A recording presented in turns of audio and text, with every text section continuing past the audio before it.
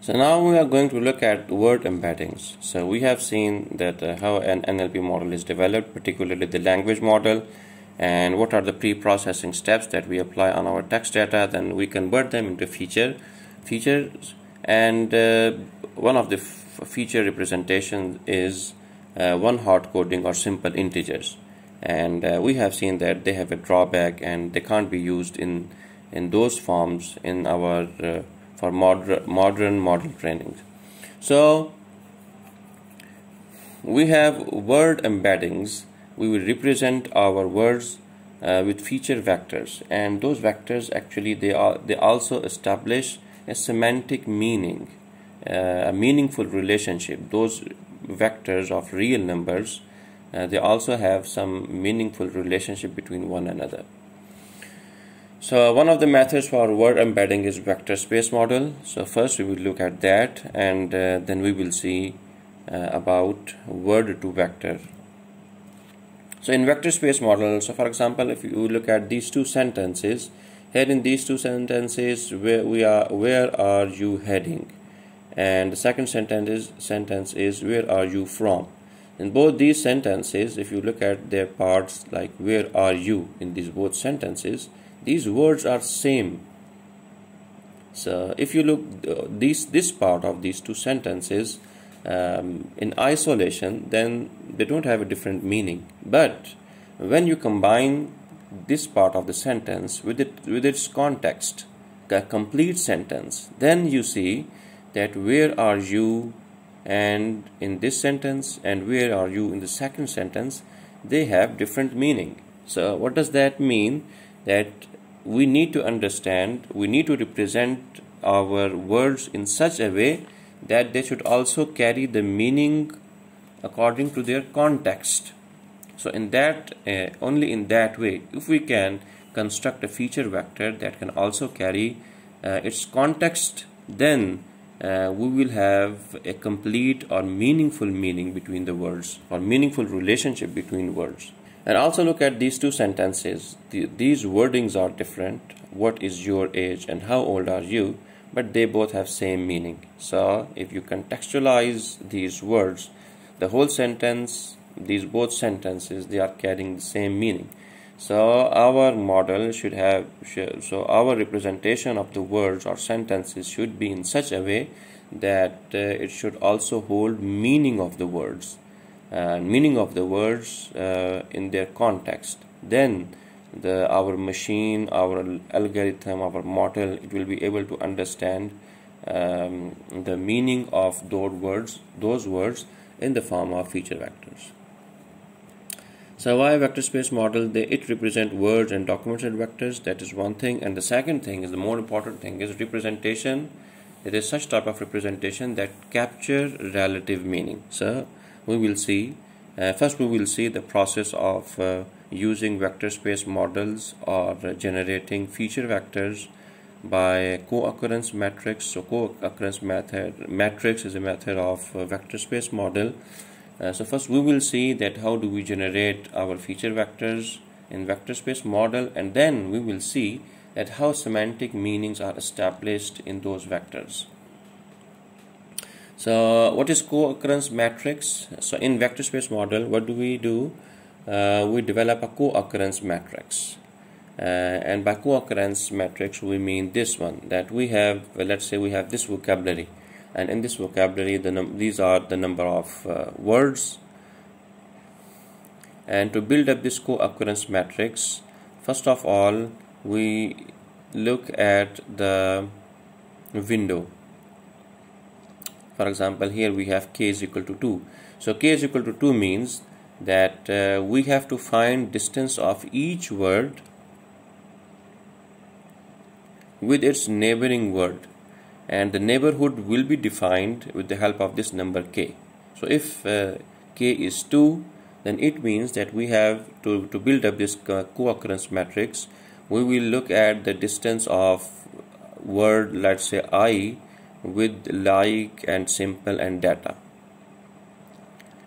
And since we have defined that the neighborhood will only be 2, so let's see that how we develop this co-occurrence matrix. So for example, if you look at all these words, the vocabulary is this one: I, like, simple, data, prefer, ra. That is actually the vocabulary after removing repeat words or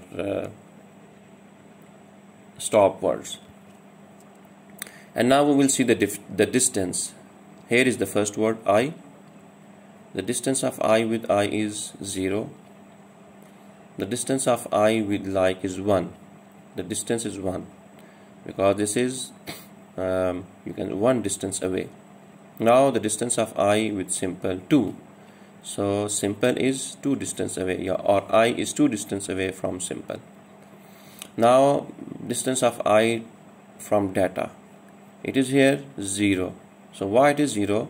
Because we have defined the size of the window equals 2. So we can measure the distance can be at most 2. We can also define a bigger window, like we can have k is equal to 10. If we have a large data set or a large corpus, then we can define the window of larger size. But here, just as a toy example, we are taking k is equal to 2. So by considering this size of the window, we are going to see, or we are going to calculate the distance of each word with these vocabulary words. So now if we look at this like, so again we will see the distance of like from I, that is 1. Distance of like from itself, that is certainly 0. Distance of like from simple, that is 1. Distance of like from data, this is 2, and that is within the limit of this window size. So we will also write like and data, it should be 2 here. Sorry, yes, it should be 2 here. And then with prefer, it doesn't have any connection with the prefer and raw. So here these distances are 0, 0. So in this way, we build up this co-occurrence matrix. So now, after developing this co-occurrence matrix, now we can find out, or we can represent each word. We can represent each word as a feature vector. So like this one, this is a feature vector. Feature vector for I. Sorry, feature vector for I. This is a feature vector for word simple. Or you can also say it a word vector for word simple. So from this co-occurrence matrix, we can develop word vector for each particular word. So this is on a very small scale. In reality, we have certainly a very large data set, and we also have a bigger size of window. So we can have, so one word, it can be represented by a word vector of size 50, 100, 1000, 500. So now if you look at this data, so data, it is represented by this word vector. So data is, its word vector is 2110. If you look at the previous slide, where is the data? Data is here. Yes, data is here, and this data has 21 or 1201. So this type of,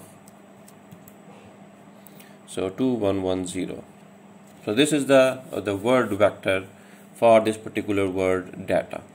So in this way, we develop a word vector for each word with the help of co-occurrence matrix.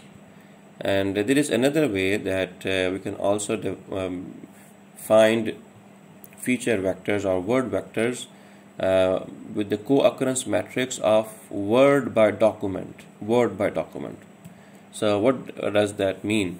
That we have, for example, 3 different documents: entertainment, economy, machine learning, and they can have each word with different frequencies. For example, entertainment, it can have a word data with the frequency of 500. That means that data exists in the document of entertainment for 500 times, and another word film that exists in this entertainment for 7,000 times. So in this way, in each document we can find out frequencies of each word. So in this way we can build up a feature vector or word vector for these words: entertainment, economy, and machine learning. So here you can see that if we look at the machine learning, and if only look with these two words, then machine learning has any particular document. We are here talking about a particular machine learning document, that for example you have a Wikipedia and you download a machine learning whole document from that Wikipedia. Then from that document of Wikipedia you can find out frequencies of different words in that. So in machine learning, let's say the data word comes for 9,320 times, and film words, certainly film exists in that machine learning document far lesser time as compared to the word data. So in this way you can compile the frequencies of words which exist in a particular document, and by this way we can find out the word vector for these words. Entertainment has these word vectors. Again, we are representing here at a very small scale. I mean, it will have like 50 words: data, film, video, and many other words. So this can go up to 50 words. The vector size of entertainment word, it can go up to 50 word, 100, 1000 words. So now if we plot these words on this scale of data and film, then we can see that entertainment, it can be represented as a vector. Economy, it can be represented by another vector depending upon these values. And machine learning, it can be represented by another vector in this domain of data and film. So these are the two axes, data and film. And since we are representing each of these terms, these words, in terms of data and film, so we can represent them as a vector in the domain of film and data in these two axes. So we can see that the word, so what is the benefit of representing word in the form of word vectors or feature vectors? That they can be represented as a vector of simple numbers, simple vectors. So here we have vectors, and another beauty is that we can also find out similarity between these words. So the angle between them, we can calculate that angle with the help of cosine angle or cosine similarity. So if we calculate this angle, then we can also find similarity. So if we look at ML and entertainment, then you can see that the difference is large. We have a bigger angle as compared to the economy vector and ML vector. It has a smaller angle. So it also shows that economy and ML, they are more similar to each other. They have more resemblance to one another as compared to the entertainment and ML. So by this we can actually establish a semantics, a meaningful relationship between different words. So these word vectors, these feature vectors, they actually develop a semantic, relative meaning between the words. So here is the cosine similarity. It means that with the help of this cosine similarity, we can calculate the angle between the vectors, and that value of the angle, it actually gives us the similarity between the words. So this is the definition. So if we want to calculate the angle between these two vectors, vector v and vector w, so the beta is the angle between them. We can calculate the dot product of two vectors. We can calculate cosine of the beta, and then we can calculate the beta value. So the beta value, it actually tells us similarity, the angle value between two vectors. It gives us similarity or dissimilarity between two vectors or between two words. So now we are developing a meaningful relationship between words with the help of our vectors, with the help of our feature vectors that we have generated by our co-occurrence matrix or vector model, vector space model. So if beta, for example, the angle between the two vectors is 90 degrees, so it means these two values or these two words are very dissimilar to one another. And if the angle between these two vectors is 0, then it means these two numbers or these two words are very similar. So in this way, these feature vectors are developing a semantic relationship between different words. So for example, with the help of those word vectors, we can develop some relationship if this relationship is unknown for a particular entity. For example, we know that the capital of USA is Washington DC.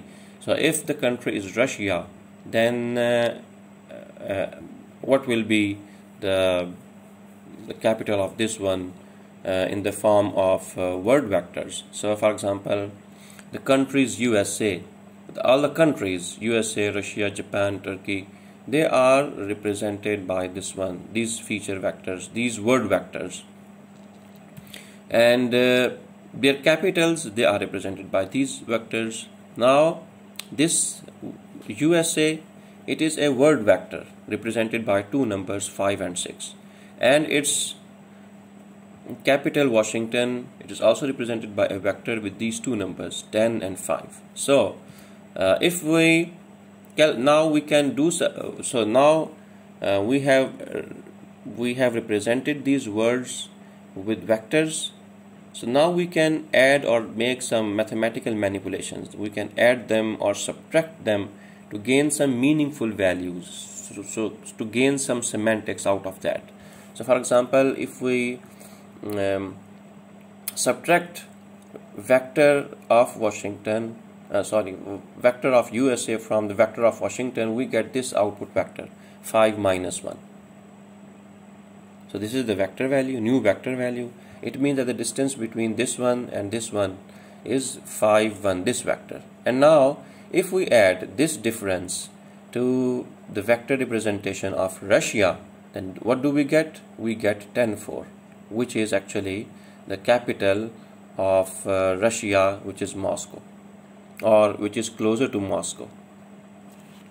So in this way, now you can see that those word vectors, they are representing some meaningful relationship between the words, and also those vectors can be added or subtracted to gain some further meaningful information out of them. So this is about vector space model, the co-occurrence matrices, and how can we use the co-occurrence matrices to get word vectors of different words.